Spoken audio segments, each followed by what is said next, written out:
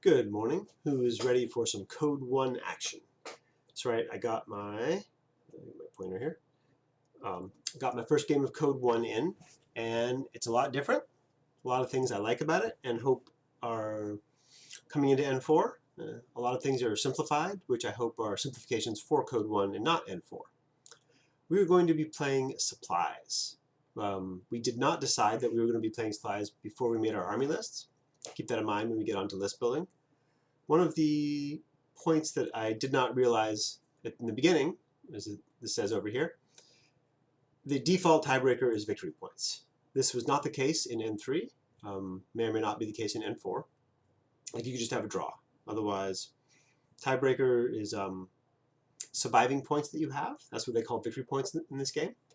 And makes baggage really interesting, Shasvasti really interesting. So I'm not sure how I feel about that as being a generic tiebreaker. I do like less ties like for tournament settings, so that's relevant. We'll see how that goes. Supplies. Important things to note about the simplified supplies for Code 1. You pick up the supply boxes with specialists only, but there's no role necessary. You just do it. Right? Requirements, specialist troop, blah, blah, blah, blah, blah, blah, blah, blah. Yeah, it doesn't matter.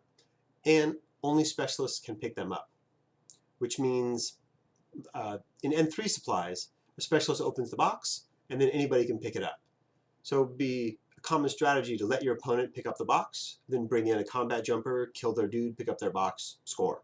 Can't do that anymore, right? Otherwise, the objectives are very similar. 2 for each box, more than the adversary 2, and then all, right?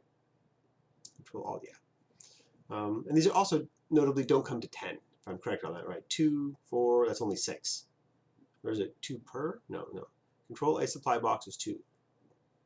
2 points for each one control. Okay, so it is 10, yeah. 6, 7, 8, 9, 10. Okay, so still comes to 10. Cool. Also, a side note, I really enjoy how they have changed the wording. I'm not sure where it is here. To silhouette contact as opposed to base-to-base contact, right? Because we've had a little confusion with that in the past. I really like that change. Okay, so I'm playing my PanO today. It's something you don't see very often. And this building was pretty strange, right? You think limited insertion, which is essentially what it is. And I was going through building it and actually had a lot of points left over. I kept having to like go back and take out my littler guys, like my Fusiliers. Originally, I had a Fusilier paramedic. I just upgraded him to a niece because I had the points, but anything else to do with him. This profile seems really awesome, by the way, right? He's a MSV2, Mimetism, Combat Rifle, Light Shotgun. Very, very good.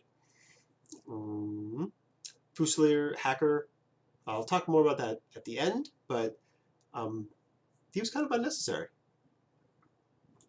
One of the things, which I'll go into more at the end, but hacking is quite reduced in Code 1, not only because of its program selection, which is only 2 programs, which is fine for the beginning, but as far as I can see, there are no repeaters, right? Your drones aren't repeaters, so you have to like actually walk out there and get next to someone to hack them, and that's terrifying.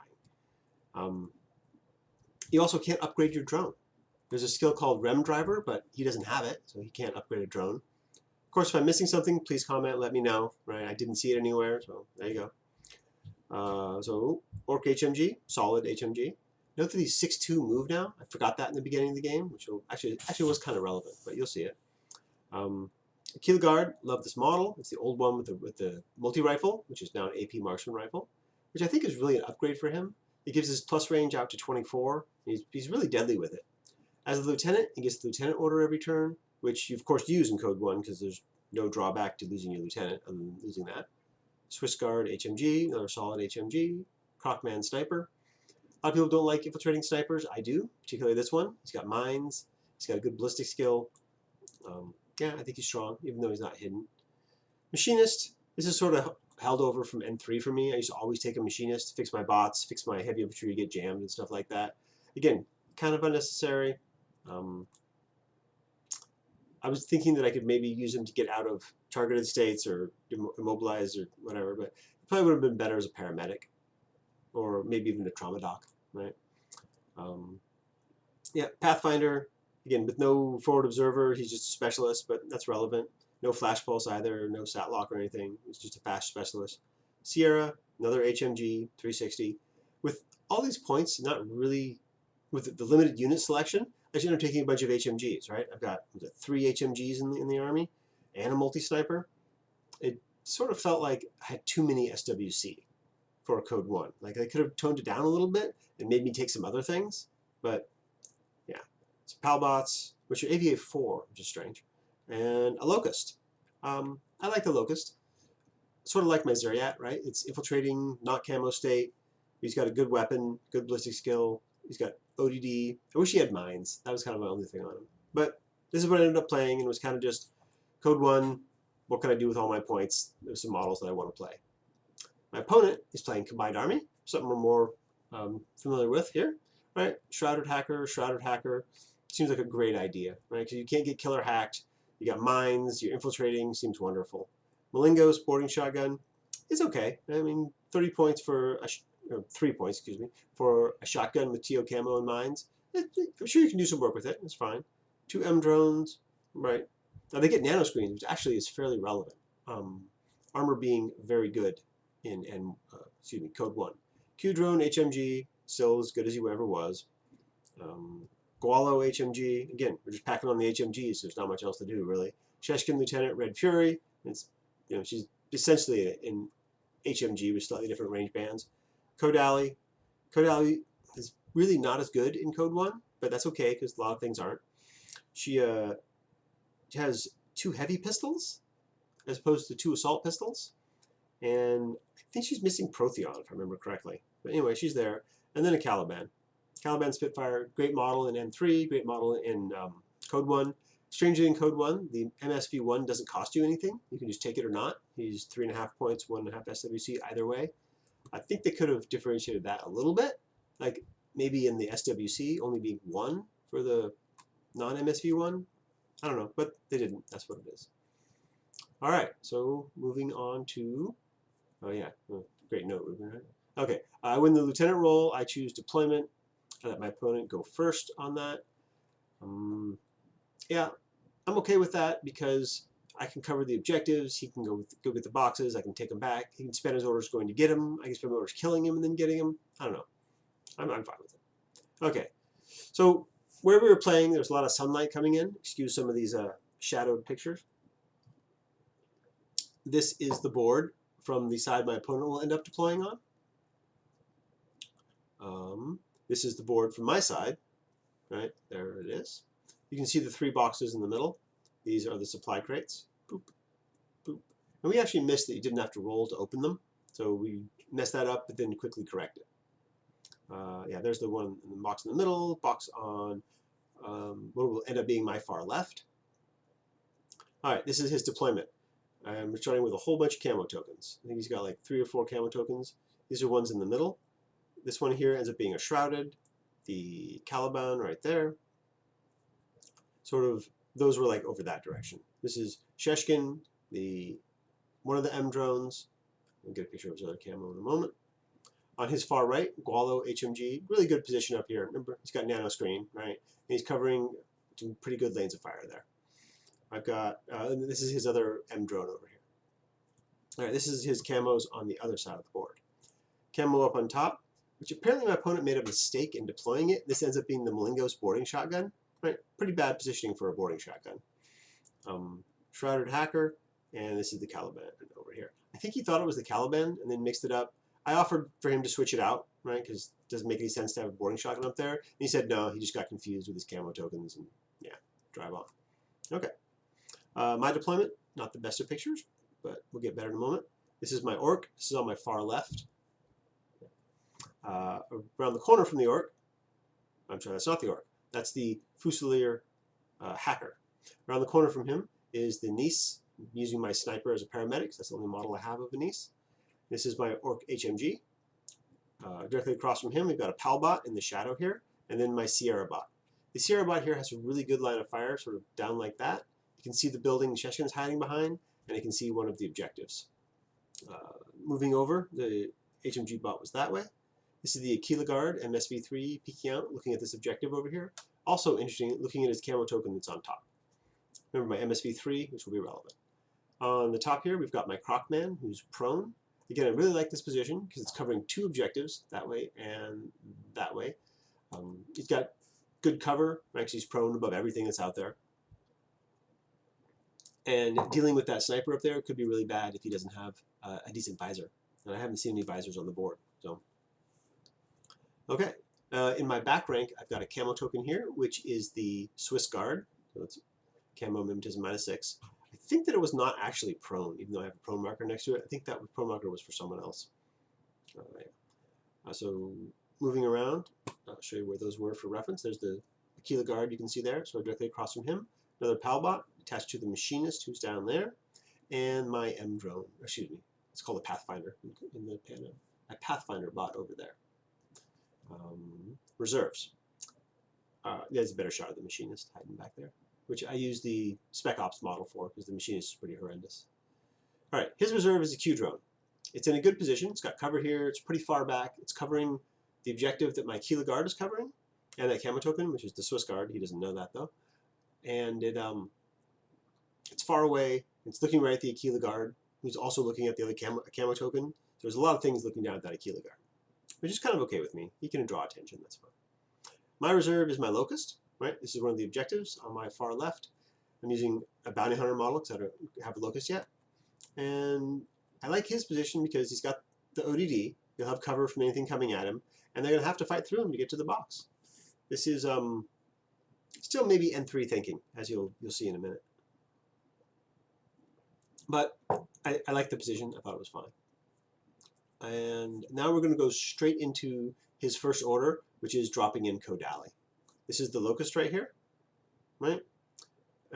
Yeah, so he's got a great line of fire right to the back of the Locust there. I don't have anything covering over there.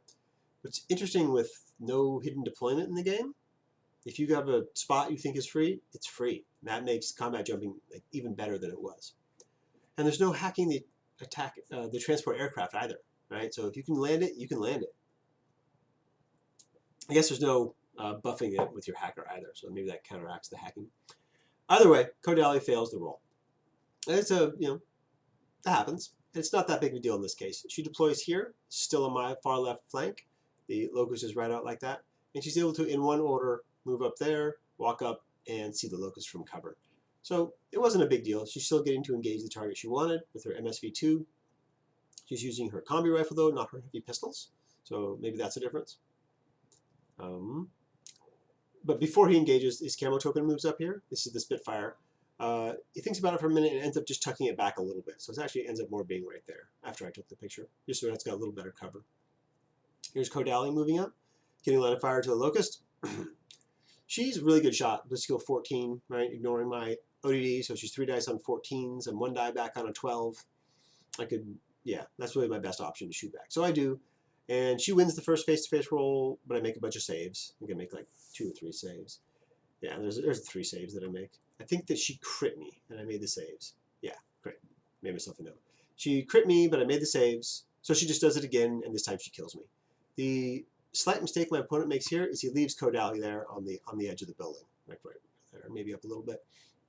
She definitely should have backed off. But we're all getting used to this no guts thing, right? Like the first time she shot me, and I made those armor saves, I probably would have failed guts and gone prone, or at least should have, even if I wouldn't have.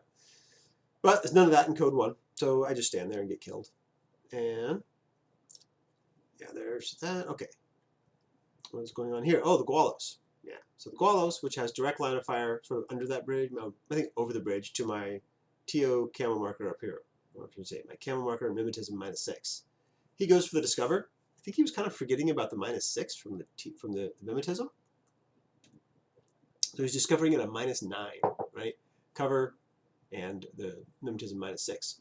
So I, of course, don't do anything, right? But he cracks a 1 on the Discover roll and discovers me. Fires back with his HMG, right? There I am with my Crocman model. I love it. Fires back with an HMG and gets a crit, which puts me unconscious. Yes, I missed 2 armor saves. We did remember that, right? But I made 1, failed 1, went unconscious. A little disappointing to have my mimetism -6 sniper taken out in 1 order, but that's the game, and at least I'm still holding him back from moving up to the objectives, sort of, right? Because now his M drone zips around the corner here, zips up, coming up to the objective, gets it there. We forgot that he didn't roll for it, and we made him roll, but he passed it, and then we gave him a little token, as if he was taking it out of a tech coffin, which is N3. We remember later that he actually takes the box with him, so then we move the box over to him later. But he runs back a little bit more to there. That's pretty much where he ends up with the box. This, I think, is definitely a mistake. One more order, he could have been around the corner, right? And much, much safer with that box. Because right now he's just standing out there. He does have a nano screen, so he's not in the open, but he could have been around the corner, covered by the gualos up here, and that would have been a lot safer. Okay, back to my right flank. Man, for only 9 orders, he's doing a lot of stuff, isn't he? He's got a camo token that moves out to the box here. This is the one in the center. I'm sorry. This is the objective in the center. But yes, camo token moves out to the box. I don't think anything sees it, but it just stays there. On my right, camo token moves out to the box, and it can see my Keela guard who holds, and it can see my camo token which holds. So he doesn't do anything else. He just moves up to the box right there and holds fast. And then this is his back rank, right? Sheshkin, she just moves over this way. Pretty sure she used her lieutenant order to do it, and that was pretty much it. Yes, this is my orc moving out. So this is on to PanO turn 1. I have lost my dude who was up there. Locust. I've also lost my Crocman sniper, so I'm down to 8 orders plus lieutenant, which of course you use. So first thing that happens is orc moves up to here. Again, I forgot I was 6'2" at this point, so I'm only moving any farther on this one anyway, because I got my line of fire. I know it's kind of hard to see in the picture, but we determined there was line of fire there, like that. So I'm able to gun down Code Alley with a burst of machine gun fire. The orc then continues around over here. This camo token sees me. I'm like totally fine if it wants to do something. It'll get revealed, and that's that. I see my camera has frozen up. Let's see if I can get it to unfreeze there. And if not, wow, it's a terrible picture of me. We'll just close it. Okay, no camera for the rest of this. Sorry, everybody, if you like looking at me. But, so yeah, camo token, I'm quite happy if it reveals itself, then I'll get to gun it down. But of course he does not. And I've moved over here with my second order on him to see the M drone. And I fire at the M drone and then kill the M drone. Or I should say, put it unconscious. This is where if I'd been moving 6'2" and realizing it, I may have been able to get into cover. But I end up leaving my orc like out here. There's Cordali unconscious. Yeah, this is where the orc ends up, and I don't come back to him with an order. No coordinated orders to tidy that up, so he just ends up out here. Definitely a mistake, right? I would have loved to have gotten to here and at least had cover from anything coming at me from down this way. Okay, so that's where the orc ends up. M drone is put unconscious. There it is. All right, over to the other side of the board. This is where things are crazy, right? Because we've got all this stuff going on here. People seeing camo token up on top there, Q drone down there, M drone there, camo token there, camo token there. So first thing I do, oh, here's a good line of fire from my TR bot. You can see it's all the way down there.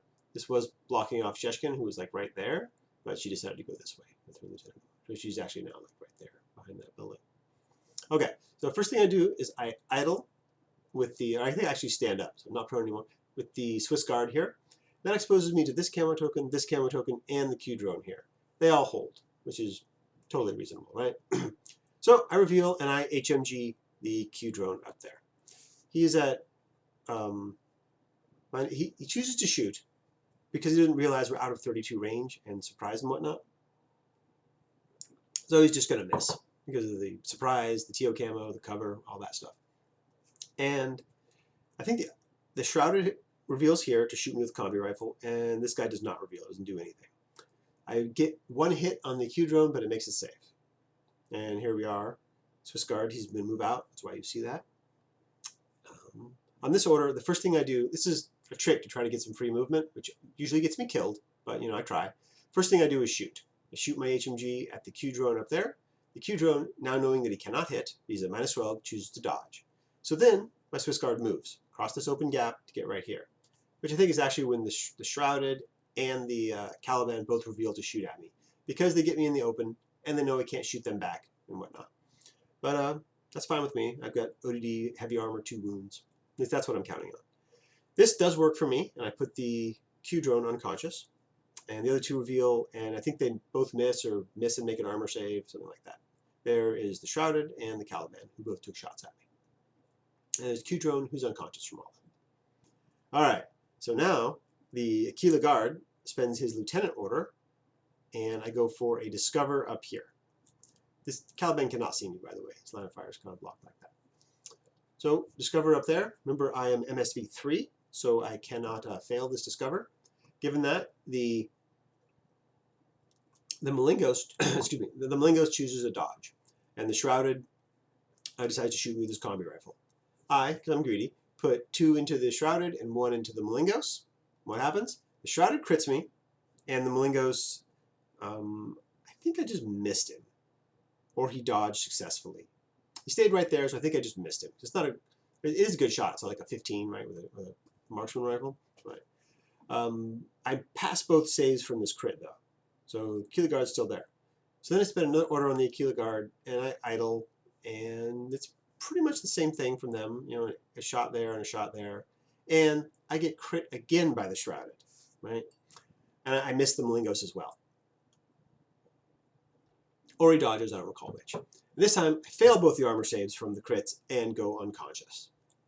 That's pretty terrible, right? Because I've spent Lieutenant Order, a regular order, and lost like a 4-point heavy infantry fighting skirmisher, right? But there it is. So, hoping to get something done in this turn, I have my Swiss Guard just start putting 4 dice of HMG into something. I eventually put down the Caliban, and I think that's it though. It takes me like 2 or 3 orders of HMG into him to put him down. And then the last couple orders, my paramedic is going to move out. Now I have 2 models I really would like to paramedic, right? My Aquila Guard and my Crocman Sniper. But they're so far away that I can't do it this turn. So I'm going to move up, try to cover this objective, and maybe do it the turn after. So I move up to here.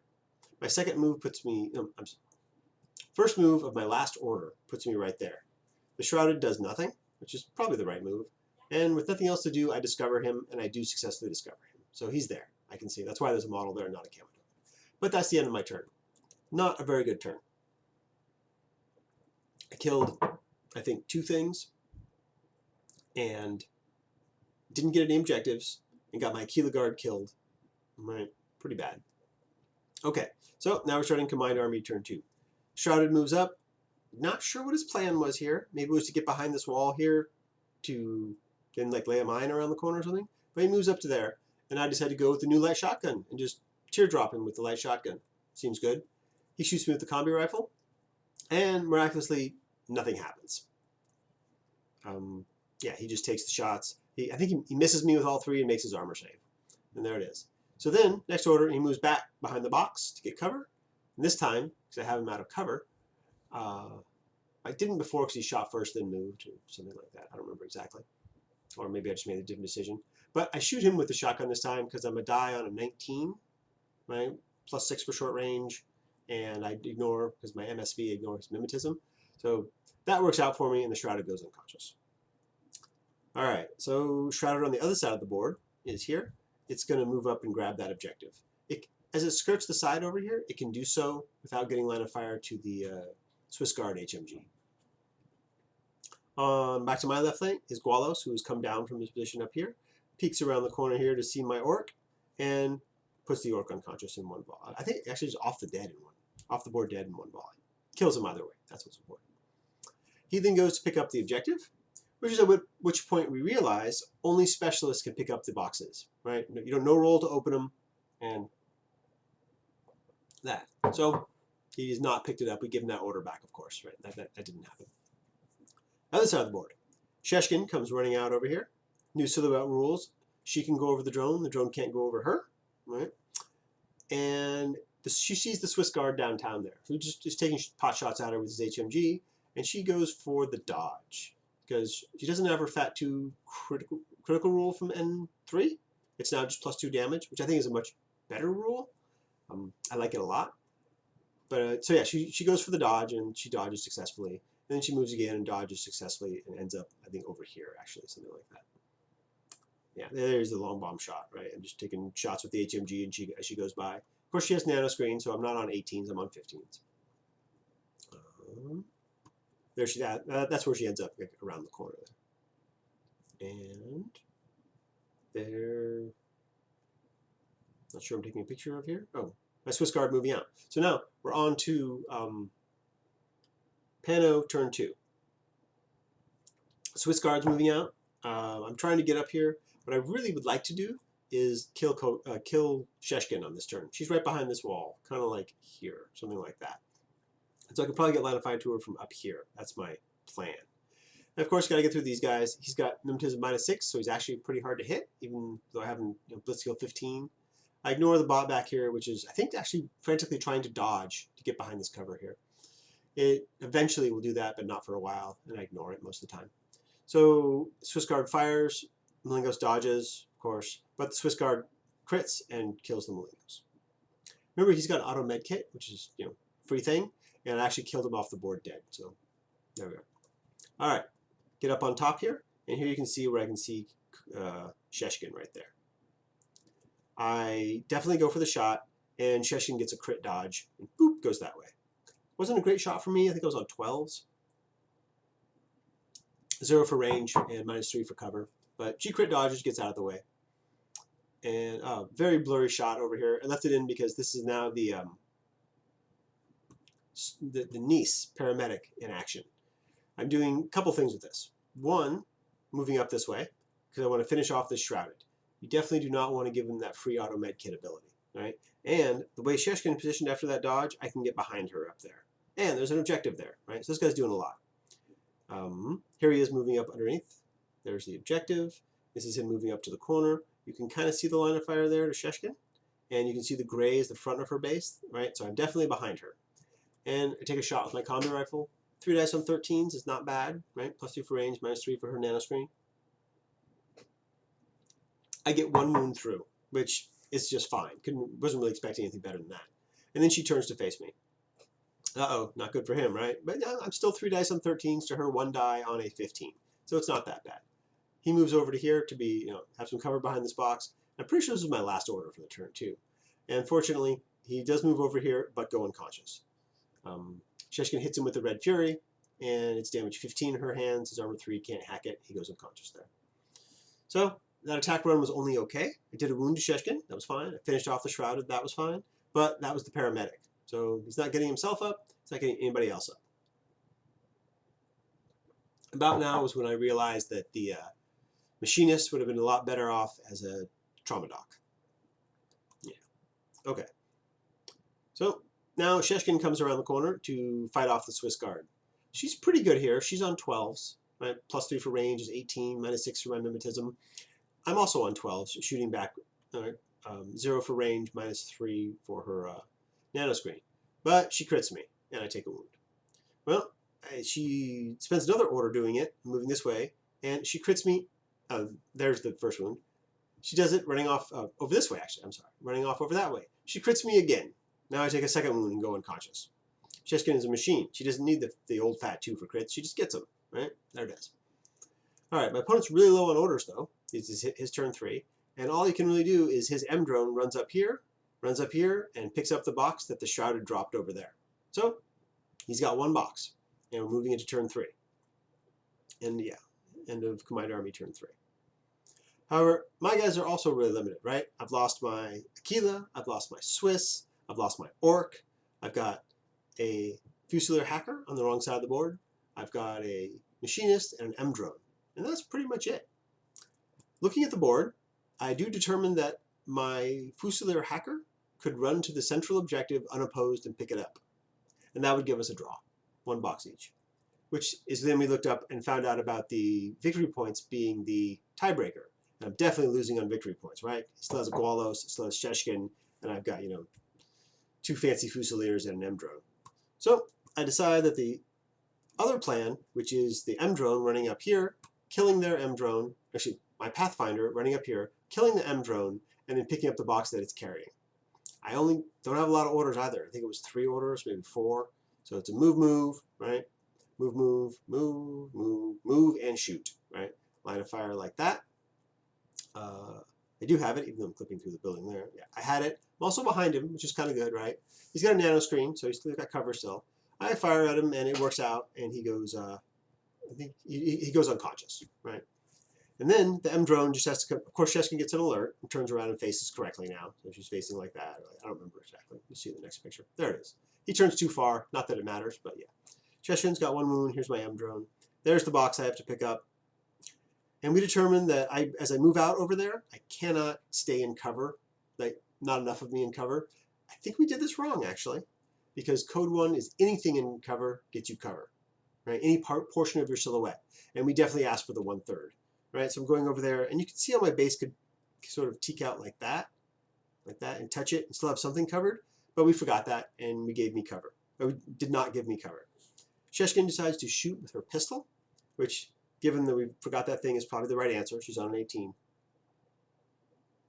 And as this is I think I have 2 orders left. So I can either shoot back at Sheshkin, hoping to beat her in the face-to-face and do a second wound and put her unconscious, and then have to use the next order to pick up the box. And I think about that for a minute, and I think that just sounds worse than just picking up the box and taking the pistol shot, right? If she misses, or if I make the save, right, it's only damage, well, normally 11, 13 in her hands because of fatality 2. Or excuse me, damage +2, however it's worded now. I think that's a better option here. So I choose indeed to just pick up the box and take the shot. And Sheshkin crits me on an 18 with her pistol, which is 2 damage, 13 shots. So that's probably it, I'm thinking, right? I'll die, no one will have a box, he'll win on victory points. But my glorious Pathfinder rolls a 16 and a 17 for the 2 armor saves against the pistol and survives. I have 1 more order left, I just don't spend it because I have a box, he doesn't. And that comes out with 4 points for PanO and 0 for the combined army. Intense game, super close. Definitely some mistakes made in relearning the rule set. But yeah, we had a good time. We enjoyed it. And here's a couple of thoughts on Code 1. The biggest thing, I think, is the lack of guts. You've heard other people say it by now probably as well. And man, it's important, right? To internalize that if you are up and facing somewhere, you're going to be there all turn until you're dead. That's very, very hard to internalize in the decision making, for me anyway. Also, I'll note that I've said in the past I thought guts could be removed from the game because so many people can ignore it. I was wrong, 100%. Guts is so key to Infinity, I did not realize it. All right, drones are much reduced. They're not repeaters anymore. They can go prone, which is awesome, right? But they're not. I don't know. They just don't really do anything anymore, right? Especially not like your R drone, right? It just doesn't do anything. It's not a repeater. It doesn't have a flash pulse. It's just there to give you an order. I don't really like it. Related is hacking is reduced. As I was saying, your drones aren't repeaters. There's no deployable repeaters. There's no pitchers. So you got to walk out there to hack things. It's just like a Fusilier hacker or your normal sort of backline hacker that's just going to be there to upgrade your drones in N3. He's just useless as far as I can tell. Right? At least right now with 1 game in, I know my opinions will change. But you're not doing all the normal things with him. Maybe a good hacker, like somebody who wants to move up in heavy armor hacker, like a, I don't know, orc, something like that, or an thematic hacker, not that that exists, but something like that. Crits, the new crit rule. I'm neutral on it. I don't really care. I don't think it needed to be changed. It'll definitely make armor better. But yeah, overall I'm neutral. I don't really have a care on it. List building. List building is very different in Code 1. I love limited insertion. I'm not sure I love list building in Code 1, but we'll all be dealing with that constraint in Code 1, and that's fine. I think that they made the lieutenant order not problematic to use because of your lack of orders. They just wanted to give you 1 more order to do things.